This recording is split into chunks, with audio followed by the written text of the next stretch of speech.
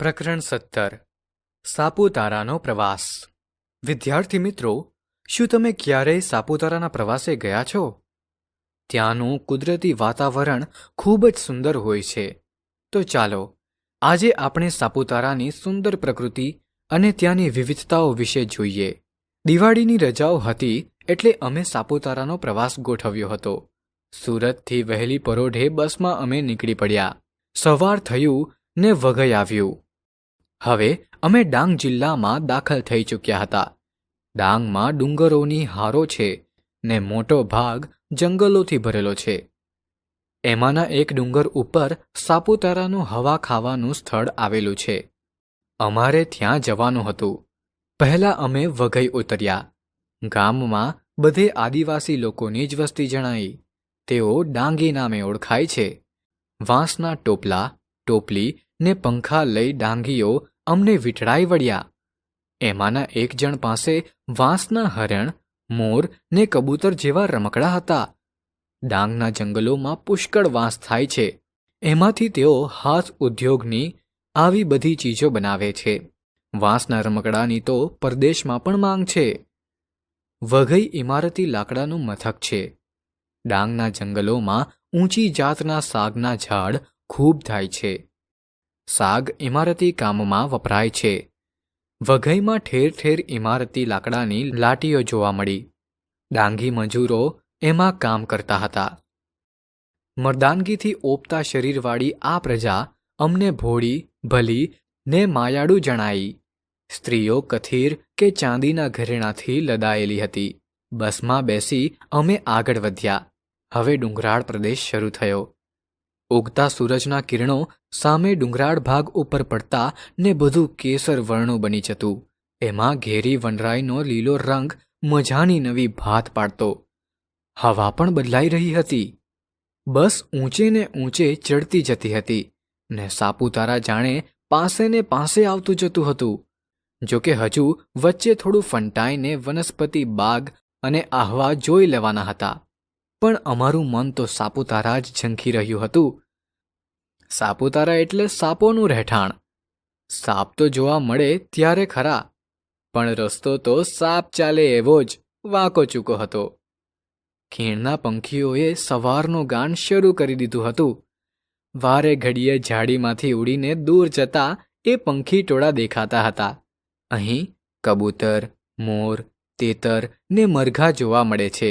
એમ તો જંગલમાં વાઘ, દીપડા, ઝરખ ને હરણ જેવા પશુ પણ હોય છે। સાપુતારાની ઊંચાઈ લગભગ 1000 મીટરની છે, પણ ઓછું કંઈ સીધું જ ચઢ્યા કરવાનું હોય છે। એટલું અંતર પણ વટાવતા ઢાળ, વળાંક ને ચઢાણવાળી ખાસી એવી મુસાફરી કરવી પડે છે। આહવા આવ્યું ને અમે જોવા ઉતર્યા। આહવા ડાંગ જિલ્લાનું વડું મથક છે। અહીં પણ વસ્તી તો આદિવાસીઓની જ હતી। ગામ નાનું ને ઓછી વસ્તીવાળું છે। અહીં અમને આશ્રમ શાળા જોવાની મજા આવી। ડાંગી છોકરા છોકરીઓ એમાં અભ્યાસ કરી રહ્યા છે। આહવા જોઈ ફરી પાછા અમે બસમાં ગોઠવાયા। બસ સાપુતારાના રસ્તે ચાલવા લાગી।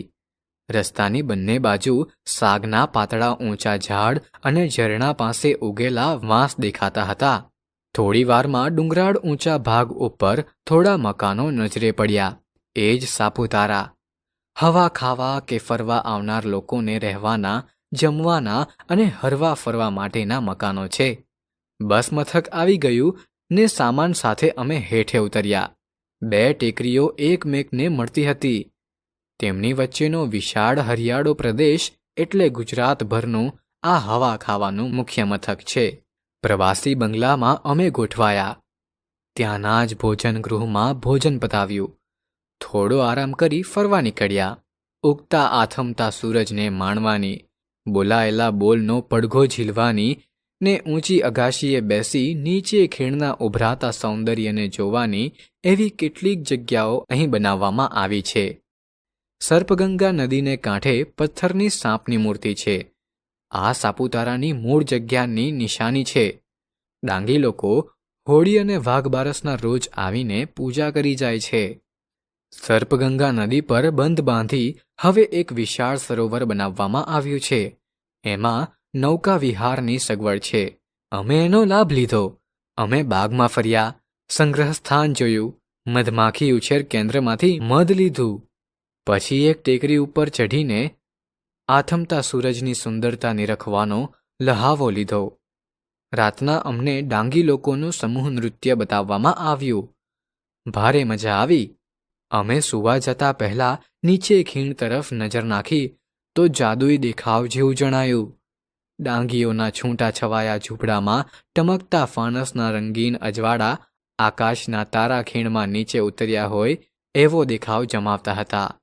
અમે સાપુતારા થોડા વખત માટે જ આવ્યા હતા, પણ આવ્યા પછી લાગ્યું કે આવી જગ્યાએ વધારે નિરાંત લઈને આવવું જોઈએ.